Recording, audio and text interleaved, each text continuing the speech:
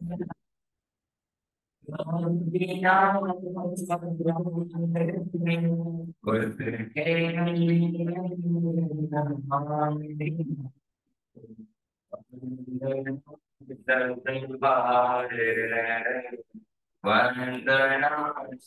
सतबार।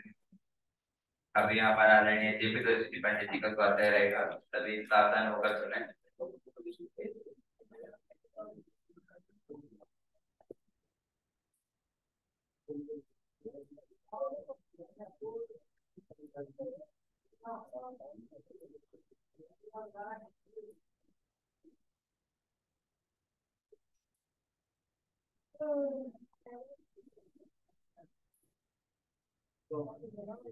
सब लोग हाथ जोड़ लें, सावधान। अरहंत सिद्ध सूरी उपाध्याय साधु सर्व अर्थ के प्रकाशी मांगलिक उपकारी है। को स्वरूप जानी राग से भई जो भक्ति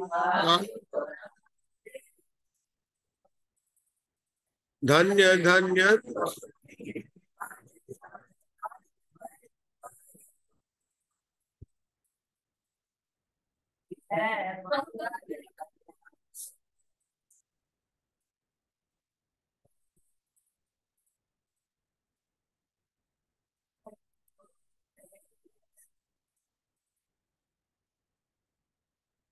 तीर्थंकर उपदेश श्रुताय नमो नमः। रत्नत्रय धारक आचार्य उपाध्याय साधु परमेष्ठिभ्यो नमो नमः। द्वादशांक जिनवाणी के 112 करोड़ 83,58,005 पदों को मैं हाथ जोड़कर नमस्कार करता हूं। आज की तारीख 10 है, महीना 11 और 23 है। तो हम सभी 10 तारीख से 10वें शीतलनाथ भगवान, 11वें श्रेयांसनाथ भगवान और 23वें पार्श्वनाथ भगवान, इन तीनों को हाथ जोड़कर सिर झुकाकर प्रणाम करते हैं। विचार करते हैं 10वें शीतलनाथ भगवान, 11वें श्रेयांसनाथ भगवान और 23वें पार्श्वनाथ भगवान अभी वास्तव में सिद्ध दशा को प्राप्त है।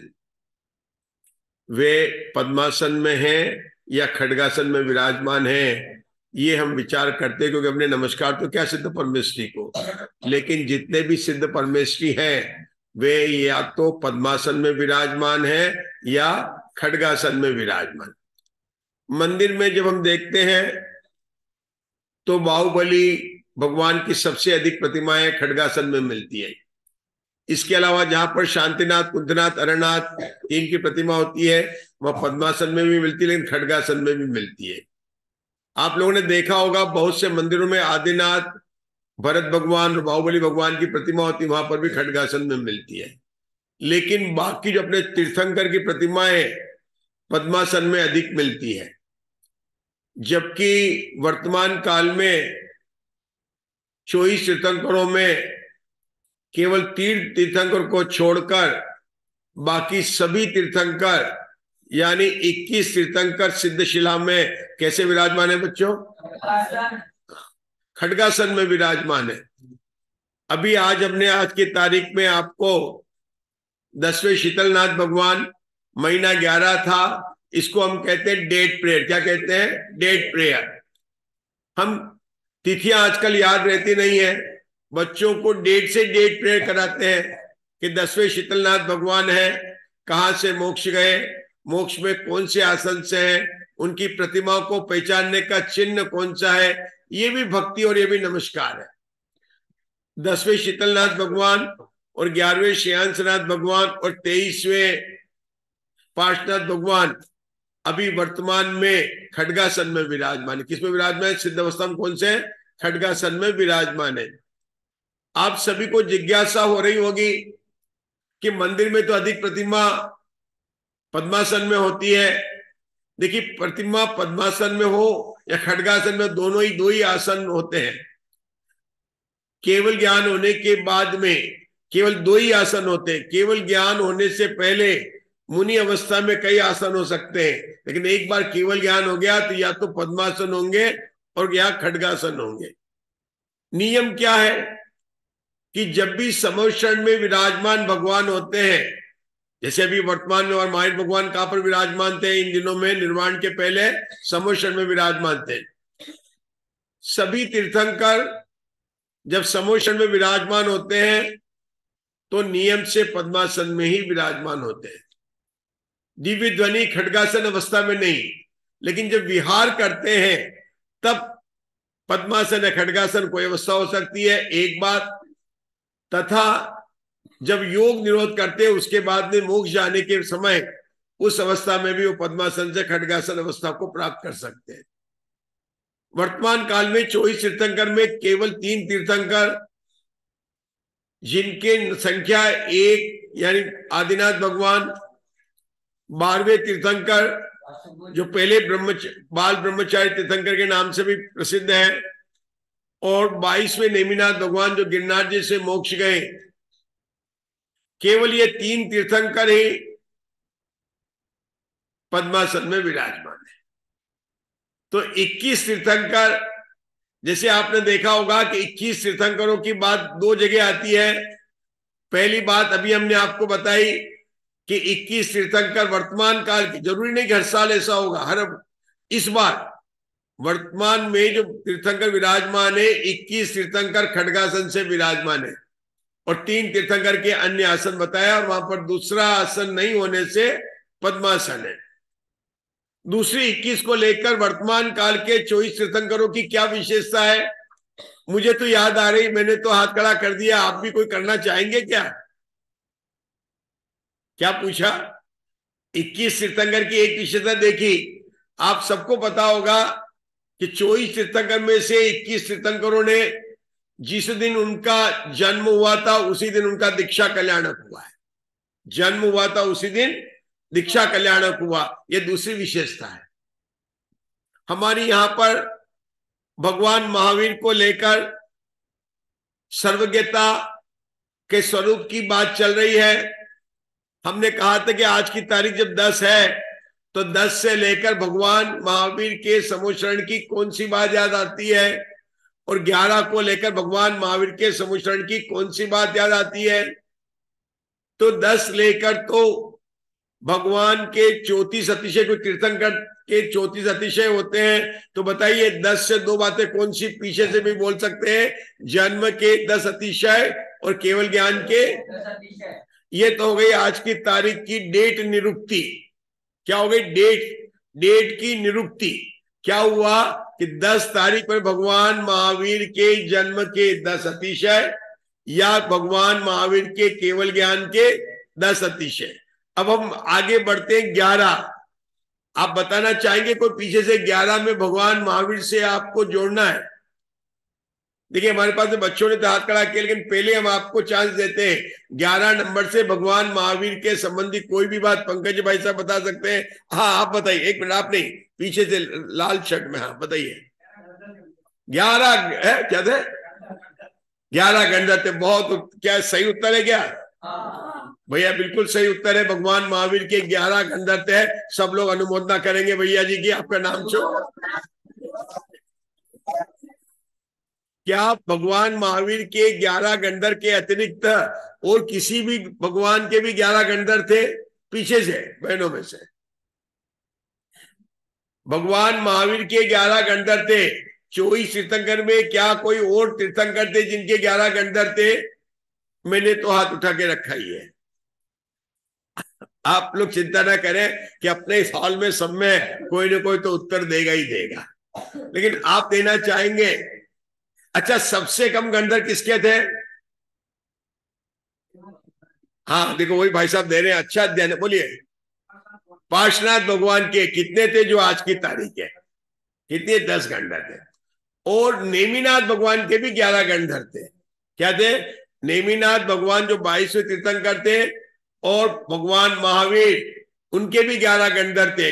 उन 11 भगवान महावीर, अपना भगवान महावीर का निर्वाण उत्सव मनाने की तैयारी कर रहे हैं। तो भगवान महावीर के 11 गणधर में जो उनकी दिव्य ध्वनि को सुनते थे, उनमें से किन्हीं 3 प्रसिद्ध तीर्थंकर का गणधरों का नाम आपको याद है? एक का नाम तो सबको याद है, बोलिए ना। इंद्रभूति गौतम गणधर, बोलिए ना। और वो इंद्रभूति गौतम गंधर्व 500 के लिए आया था। उनके दो ब्रदर भी तो थे ना, इंद्रभूति, अग्निभूति और लो, ये 3 गंधर्व, 11 गंधर्व में भगवान महावीर के जो गौतम गंधर्व थे ना, तो इंद्रभूति, गौतम गंधर्व, अग्निभूति और वायुभूति। उसके बाद में 2 गंधर्व सुधर्म और सुद, ऋषि, मौर्य, मुंडी, मैत्रेय, अंगपन, अज्जल और प्रभास। मैंने पूरे 11 नाम बोल दिए। इंद्रभूति, अग्निभूति, वायुभूति, सुधर्म, सुद, 5 हो गए। ऋषि, मौर्य, मुंडी, मैत्रेय, अंकपन, अचल और प्रभास। और भगवान महावीर के जो अंतिम छोटा प्रभास नाम थे ना, उनकी आयु थी 40 वर्ष की। कितनी थी? मतलब यंग एज के सभी भगवान महावीर के। आपको पता है गंधर्व होने का क्या नियम है?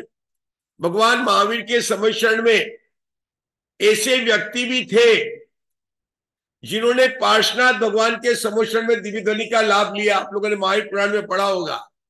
क्योंकि भगवान पार्श्वनाथ के निर्वाण जाने के बाद में, भगवान महावीर के निर्वाण जाने का काल कितना है? 250 वर्ष। कितना है? और उसके अंदर 72 वर्ष भगवान महावीर की आयु भी सम्मिलित है। अब बताइए भगवान महावीर का जन्म क्या हुआ, कब हुआ? भगवान पार्श्वनाथ के निर्वाण जाने के 178 वर्ष बाद में भगवान महावीर का जन्म हुआ। भगवान बोल रहे हैं, भगवान तो बने बाद में, लेकिन हम तो सब गुरुदेव बने बनाए भगवान जो थे, और बाद में पर्याय बने।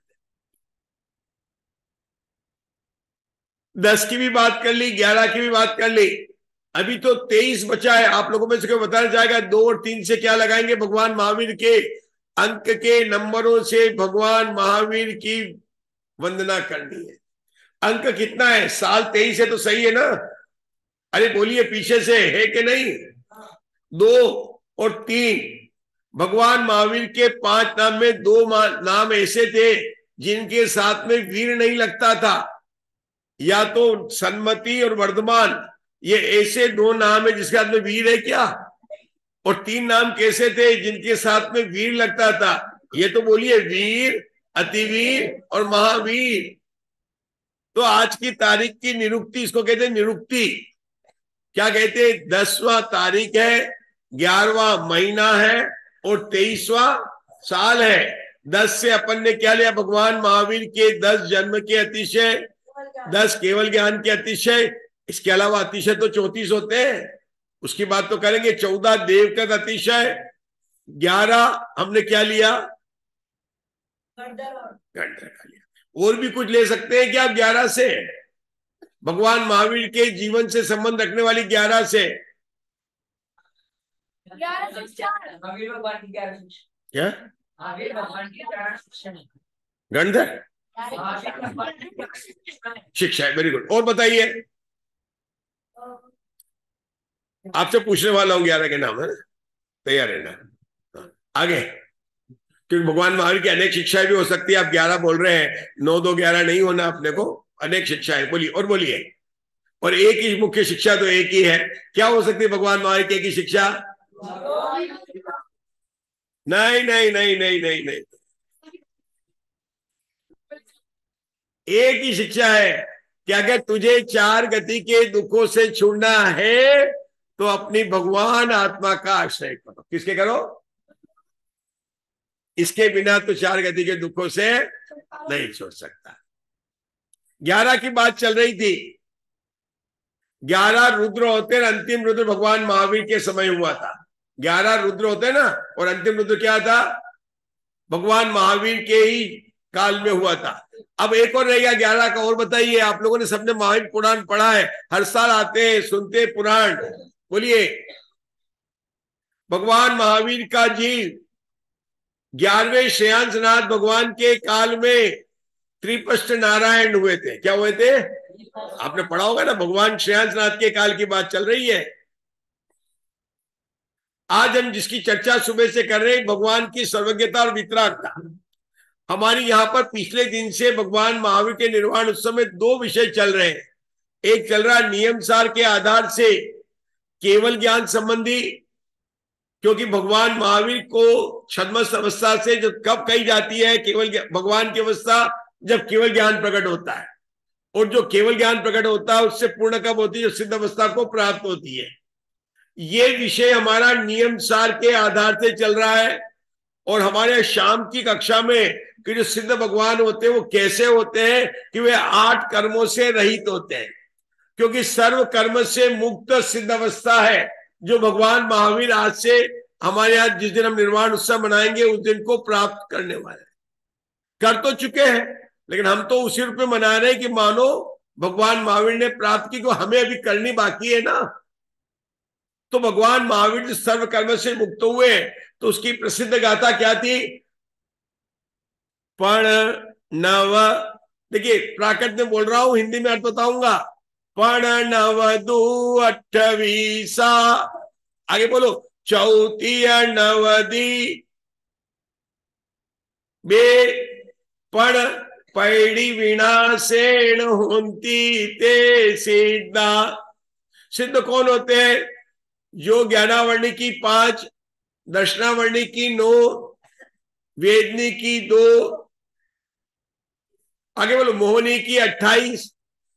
कुल प्रकृति के नाम तो आपको पता ना कितनी है? कौन बताएगा कुल प्रकृति के? अरे नाम कर्म, आयु कर्म 4, नाम कर्म की 93, गोत्र कर्म की कौन बताएगा? तो और अंत में अंतराय की कुल कितनी प्रकृति हो गई आप सबको बताना है। लेकिन मेरा उत्तर क्या होता है? हाथ खड़ा करके बताता हूं क्या उत्तर होगा मेरा। बोलो बेटा। मेरा उत्तर भी जिनवाणी के आधार पर, लेकिन मैं कैसे उत्तर देता हूं? बोलिए, बोलो बेटा। भगवान की प्रतिमा है, उनको 150 में से घटा दो, 150 में से 2 घटा दो, 100 हटा दो। हाँ, इन्होंने बताया, किसको बताया? 150 में से 2 घटाने पर 148 की संख्या आती। बहुत बढ़िया। और कौन बताएंगे 148 की क्या, कितनी प्रकृतियों को नाश करके सिद्ध हुए हैं? कि जितने नंदीश्वर द्वीप के चैत्यालयों की संख्या है, कितनी है? 52। उसको समशरण में जितने भगवान को इंद्र नमस्कार करते हैं उनकी संख्या 100।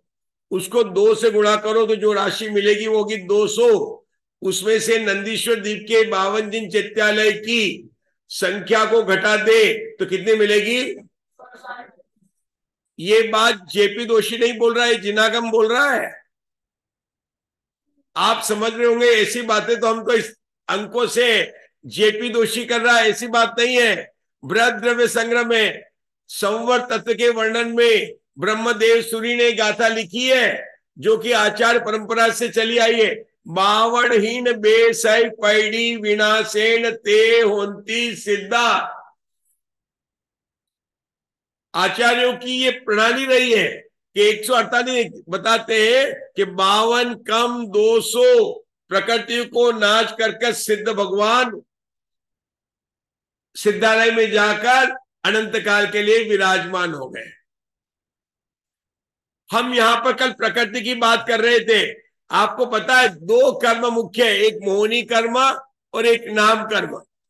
अगर घातिया कर्मों की गवर्नमेंट बने तो मोहनी कर्म, अगर अघातिया कर्मों की गवर्नमेंट बने तो कौन जीतेगा? नाम कर्म। और पूरे की 8 कर्म की बनेगी तो मोहनी कर्म, क्योंकि संसार में रखने का कारण तो मिथ्यात्व ही है, मिथ्यात्व ही संसार है, समय सार में कहा। लेकिन बात चल रही थी कल अपन ने जहां पर समाप्त की थी वहीं से शुरू करना चाहूंगा कि 148 प्रकृतियां में कुछ प्रकृतियां पाप रूप है, कुछ प्रकृतियां पुण्य रूप है। आप बताना चाहेंगे कितनी प्रकृतियां पाप रूप है? 100 प्रकृतियां पाप रूप है और 68 प्रकृतियां पुण्य रूप है। 100 में जब 68 जोड़ा तो कितनी संख्या आ गई? पीछे से बोलना है सबको। 168 कितनी आ गई? अभी अभी हमने यहां पर कहा था 148 प्रकृति होती है और पाप और पुण्य प्रकृति का टोटल किया तो 168 आई। इसका क्या कारण हो सकता है? क्या 148 की संख्या या 168 कौन सी संख्या को ठीक करना है? कोई संख्या को ठीक नहीं करना है। यहां क्या कह रहे हैं कि जो वर्णादि चतुष्टय, वर्ण, गंध, रस और स्पर्श, वास्तव में बात तो चल रही प्रकृतियों की, लेकिन बात क्या करना है कि ये जो वर्णादि चतुष्टय है ना, कौन से? काला, हरा, पीला, नीला, लाल, ये रंग सब पुद्गल द्रव्य के परिणाममय होने से मेरी अनुभूति से भिन्न है। समय सार की 50 से 55 गाथा में आया है। लेकिन जब आप प्रकृति के नाम गिना रहे हैं तो गिनाना पड़ेगा कि वर्ण 5 प्रकार के हैं, रस कितने प्रकार के? 2 प्रकार के। कौन से? दुर्गंध और सुगंध। लेकिन चिंतन क्या करना कि जो सुगंध और दुर्गंध जो गंध है ये दोनों किसका परिणाम है? आपको बोलना सबको, पुद्गल द्रव्य के परिणाममय होने से मेरी अनुभूति से भिन्न है। क्या बोला मैंने? सुगंध और दुर्गंध, ये जो 2 प्रकार की गंध है, ये दोनों प्रकार की गंध पुद्गल द्रव्य के परिणाममय होने से मेरी अनुभूति से भिन्न है। बोलिए, सुगंध और दुर्गंध, बोलिए सब बोलिए, सुगंध और दुर्गंध पुद्गल द्रव्य के परिणाममय होने से मेरी अनुभूति से भिन्न है। ये खट्टा, मीठा, कड़वा, कषायला, चटपरा, ये जो 5 प्रकार के रस है, आगे क्या बोलना है? पांचों के पांचों, पंकज भाई साहब बोलना है, पुद्गल द्रव्य के परिणाममय होने से आगे बोलना है। जिसको अनुभूति नहीं करनी वो नहीं बोले। कोई संसार में बताया है, जिसको अभी संसार में अगर आपको रहना है बस एक ही काम करना है, कषाय करना कभी मत छोड़ना। अगर आप कषाय करते रहेंगे तो किसी की ताकत नहीं कि आपको संसार से बाहर कर दे। इसलिए आप बराबर बोल रहिए और करिए। लेकिन मैं तो ये बोलना चाहता हूं कि ये जो स्पर्श गुण के हल्का, भारी, आगे बोले 8 प्रकार के स्पर्श है ना, कोमल, नरम, स्निग्ध, रुच, ये 8 प्रकार के स्पर्श कैसे हैं? भिन्न है। ये जो वर्णादि चतुष्टय के 20 हैं, मैं इनकी ये सभी के सभी पुद्गल द्रव्य परिणाममय होने से मेरी अनुभूति से भिन्न। तो आपके कौन से परिणाम है? कि मैं जीव हूं और मेरे परिणाम सारे चेतन में परिणाम। अगर ये पुद्गल द्रव्य के परिणाम है तो मैं क्या करता हूं? मैं तो अपने स्वरूप का ही, चेतन स्वरूपी आत्मा का ही संचेतन करता हूं। किसका करता हूं? अरे संचेतन करता हूं, इसका अर्थ तो कोई बताएगा क्या मतलब हुआ? यह तो सिर्फ शब्द याद कर लिया कि मैं चेतन स्वरूपी भगवान आत्मा हूं और अपनी आत्मा का ही संचेतन करता हूं, संचेतन करता हूं, संचेतन करता हूं। क्या अर्थ है? कि उस ज्ञानी का लक्ष्य अपने त्रिकाली ध्रुव भगवान आत्मा पर है, जो चेतन स्वरूपी है, उसको वही चेतन स्वरूप का संचेतन का। अरे संचेतन करता हूं का अर्थ क्या है?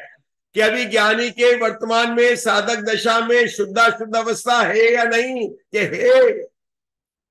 उस शुद्ध अवस्था में जो राग है उसका मैं ज्ञाता तो हूं, लेकिन मैं स्वामी नहीं हूं। ये हुआ मैं अपने चेतन स्वरूप आत्मा का संचेतन करता हूं। मैंने 2 पॉइंट बताए आपको।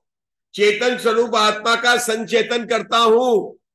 ये जो 20 प्रकृतियां बताई ना नामकर्म की, वर्णादि की, मैं इसका संचेतन नहीं करता। मैं तो अपनी चेतन स्वरूप आत्मा का ही संचेतन करता हूं। यह कौन कहता है? ये ज्ञानी कह सकता है। क्यों कह सकता है? कि ज्ञानी का लक्ष्य अपनी आत्मा में। कहां पर है? अपनी भगवान आत्मा पर उसका लक्ष्य है। और दूसरा क्या?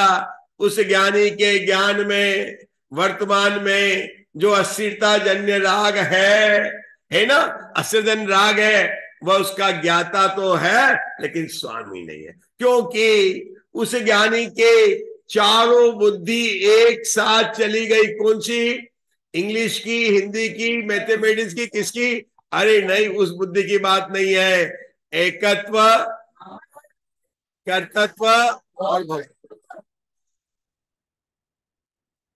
ये जो वर्णादि 20 प्रकृति की जो हम यहां बात कर रहे थे, ये आप समझ रहे होंगे करना नियोग का विषय है। अरे मोक्ष मार्ग प्रकाशक में लिखा है भैया, और कि ये चारों के चारों अनुयोग कार्यकारी है। अगर आपने कहा करना नियोग न पढ़े, प्रथमा नियोग न पढ़े, 85 इकाई की कल यहाँ पर गोष्ठी होने वाली है, आपको बताया जाएगा चारों अनुयोग का तात्पर्य तो वितरागता है।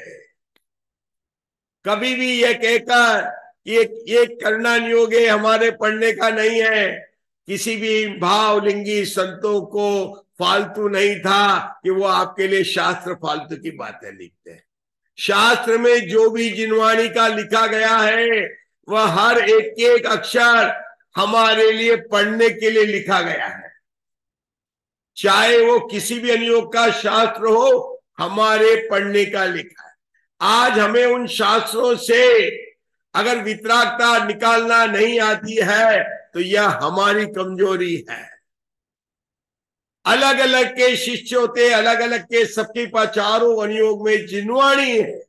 और एक बात और है, अगर आपने मोक्ष मार्ग प्रकाशक का स्वाध्याय किया है तो बताते हैं अनुयोग कोई भी शास्त्र हो वो तो मुख्यतः गुण की अपेक्षा से है कि ये इसमें प्रथमानुयोग है, कर्णानुयोग है, चरणानुयोग है। समय साल में कितनी कर्णानुयोग की बात है देखो तो सही, 50 से 55 गाथा पूरा का पूरा भरा पड़ा। लेकिन बताया क्या है कि जिससे भेद ज्ञान करके मुझे अपनी आत्मा को पहचानना है तो वो किससे भेद ज्ञान करना, उसका सही स्वरूप तो बताया। 20 की 20 प्रकृतियां की बात चल रही थी, अपने वहां पर आते कि 168 कैसे हो गई कि वर्णादि 20 जिसके नाम अभी मैंने गिनाए वह अशुभ में भी गिनी जाती है, शुभ में भी गिनी जाती है।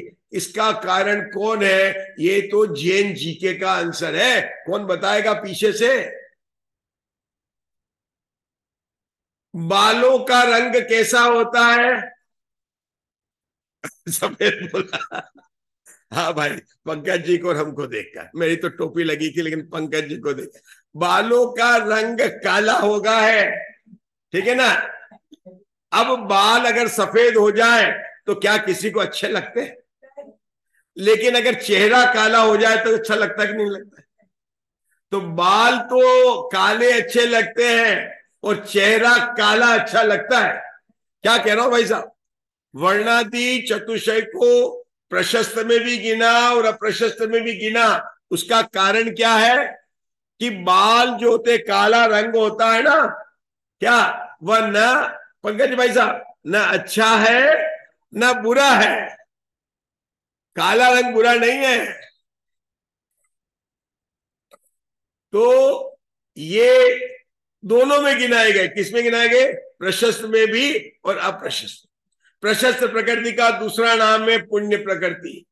और ये पुण्य प्रकृति में यद्यपि यह भी आश्रव तत्व की अपेक्षा से दोनों ही बंध का ही कारण है, इसलिए हे तो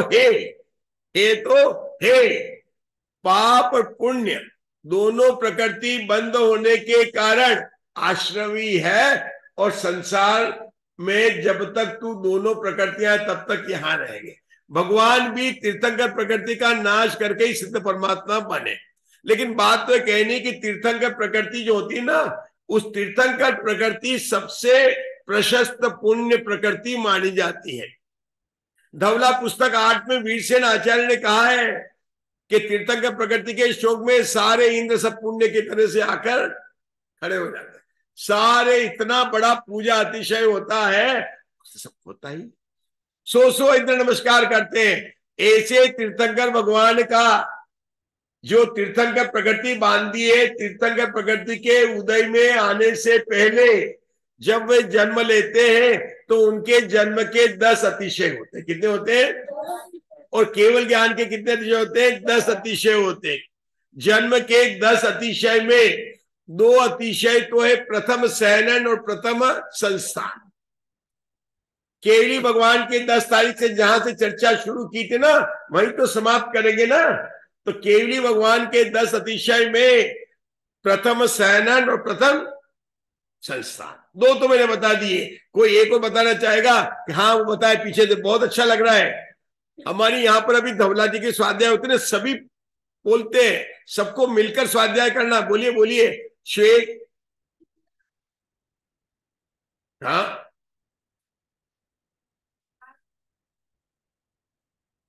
चार हो गए। 2 तो देखो, 2 मैंने बताए, 2 इन्होंने बता दिए, बराबर का है। हमें तो 10 पूरे करने। और कौन बताएगा? बैठिए, बहुत अच्छा, अनुमोदना कर लीजिए।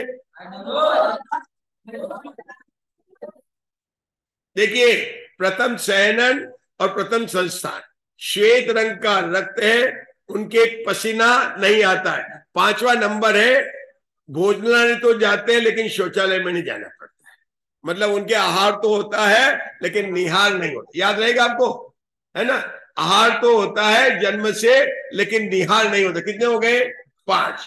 इस 5 को एक तरफ याद करके इस हाथ में 5 आएंगे, सब शरीर संबंधी है। स्वरूप होता है, शरीर से सुगंध आती है, अतुल बल होता है, 1008 लक्षण होते हैं। और भगवान के जन्म से, भगवान कह रहा हूं, अभी तो बालक अवस्था है, उनकी वाणी कैसी होती है? हित, प्रिय और मधुर होती है। ये भगवान के 10 जन्म के अतिशय होते हैं। प्रथम संस्थान, प्रथम सहनन, 2 अतिशय उन्होंने बताए थे। कौन से? श्वेत रंग का वर्ण और पसीना नहीं आता है। मैंने 5वां बताया था, गिनकर आगे क्या बताया था? भगवान के आहार तो होता है लेकिन निहार नहीं। 5 तो ये हो गए। और इधर के 5 कौन थे? शरीर संबंधी थे। स्वरूप, सुगंध, अतुल बल, 3 हो गए।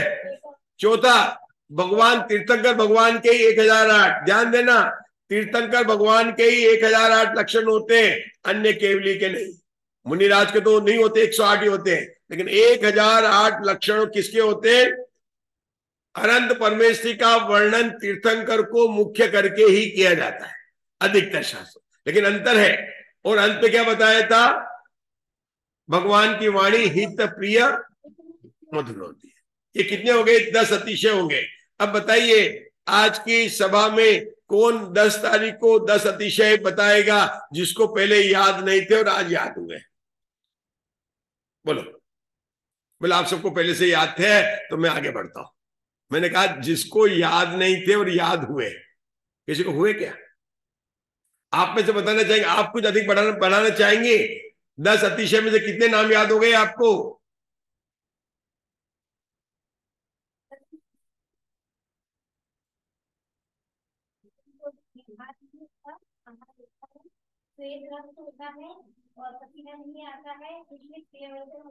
ये 5 हो गए आपके, है ना? 5 ही साथ। अब इस 5 हाथ के कौन बताएगा? बहुत 5 हो गए आपके बराबर। अब इस हाथ के 5 कौन बताने वाला? इधर के 5 सारे शरीर संबंधित है। बोलिए। अनंत बल नहीं हुआ। अनंत बल तो केवल वो केवल ज्ञान होने पर। अतुल बल, ध्यान देना, जन्म से अतुल बल है और केवल ज्ञान होने के बाद में अनंत बल होगा। वह अनंत बल अलग है और ये अतुल बल अलग है। ये क्या अंतर है? केवल अतुल और अनंत का अंतर नहीं है। ये बल शारीरिक बल है, कोटि उठा लेंगे, कुछ भी कर लेंगे, शरीर का बल है। और वो अनंत बल तो किसके अंतर हुआ है? वीर्यांतर कर्म के क्षय से हुआ है। हाँ, चलिए। तो आपने क्या बताया था? अतुल बल बताया था, स्वरूप बताए थे, सुगंध, सुगंध उनके शरीर से आती है, 3 ही हो गए। और 2 तो सबको याद होना चाहिए। भगवान के आगे क्या लिखते? 1008 लक्षण। और अंतिम क्या बताया था? अब 10 के अंतिम में क्या था? 10 केवल ज्ञान के अतिशय। कोई बताना चाहेगा केवल ज्ञान के 10 अतिशय? उसके बाद में समाप्त करेंगे अपन। बोलो। चारों दिशाओं। आप पीछे बालकों तो याद, कोई बताना चाहेगा? केवल ज्ञान होने पर सभी का शरीर जो आकाश में 5000 धनुष ऊपर चला जाता है। नंबर 1 क्या हो जाता है? भगवान ऊपर चले। अब पृथ्वी पर नहीं, ऊपर ही जाएंगे, बिल्कुल पहला अतिशय। फिर क्या हुआ? बहुत सरल है, सर्व विद्याओं का ईश्वरपना। तो केवल ज्ञान से बढ़कर कोई ज्ञान नहीं है, तो केवल ज्ञान के अतिशय में क्या लिया? सर्व विद्याओं का ईश्वरपना। दूसरा क्या बोला? भगवान का मुंह चारों दिशाओं में दिखने लगता है। होता तो है एक, क्या पाटनी जी साहब? होता तो एक, दिखता कितना है? 4। ये अतिशय। लोग अभी तक मैंने 2 बताए, 14 में से कितने बताए? 2। पहला क्या बताया? दूसरा क्या बताया? सर्व विद्याओं का ईश्वरपना। तीसरा बताया? चौथा बताने जा रहा हूं, 100 योजन तक दुर्भिक्षता। 4 हो गए। 5वां, जहां पर भगवान विराजमान होते हैं वहां पर दूर दूर तक ये क्या होता है? हिंसा नहीं होती है, अहिंसा का ही प्रवर्तन होता है। कितने हो गए? 5। अब बाकी के 5 केवल ज्ञान के अतिशय, जो कि आज की स्वाध्याय का अंतिम 10 तारीख है ना, तो अंतिम अपने को बताने का है 5 तो बता दिए अपन ने केवल ज्ञान के बनाने के बाद। अब क्या हुआ, भगवान निरुपसर्ग होते हैं और निराहार होते हैं। क्या हो जाते हैं? अब भगवान के ऊपर उपसर्ग, मतलब पार्श्वनाथ भगवान पर जो उपसर्ग हुआ वह मुनि अवस्था की प्रतिमा थी, केवल ज्ञान की अवस्था नहीं थी। निरुपसर्ग हो गया और निराहार, 5 और 2 गए 7, अंतिम 3 कौन बताएगा? भगवान के पलक नहीं झटकते, उनकी छाया नहीं पड़ती, उनके नख केश नहीं बढ़ते हैं। ये सब शरीर की महिमा बताने वाले हैं। इनका सारे के सारे जो अतिशय बताए अभी तक, उसमें बहुत सारे अतिशय केवल एक केवल ज्ञान का तो कह सकते हैं कि सर्व विद्याओं का ईश्वर पना, मतलब कहते हैं कि भगवान तीर्थंकर भगवान के जन्म से ही शरीर थे, इतने अतिशय थे, लेकिन फिर भी उनको अपने शरीर से राग नहीं हुआ और संसार को छोड़कर क्या किया उन्होंने? संयम को धारण किया और मोक्ष जाकर सुखी हो गए। हम यहाँ पर रुकते हैं। हमारी यहाँ पर चर्चा तीर्थंकर भगवान के आधार से ही चलेगी, उनके ज्ञान का स्वरूप, उनके अतिशय का स्वरूप, इसी पर हम यहाँ पर चर्चा करेंगे। अब अपना यहाँ पर समय हो चुका है, हम यहाँ पर विराम लेते हैं। जिनवाणी स्तुति।